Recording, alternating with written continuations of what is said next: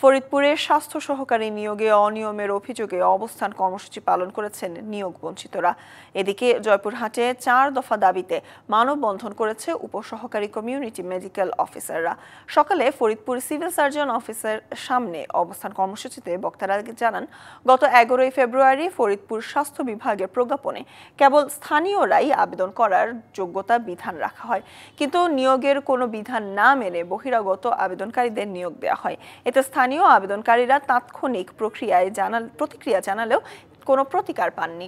অন্যদিকে শূন্য পদে নিয়োগ এবং ডিপ্লোমাধারীদের মতো 10ম গ্রেডে উন্নীতকরণ এবং পদোন্নতি সহ 4 দফা দাবিতে জয়পুরহাটে মানববন্ধন করেন উপসহকারী কমিউনিটি মেডিকেল অফিসাররা।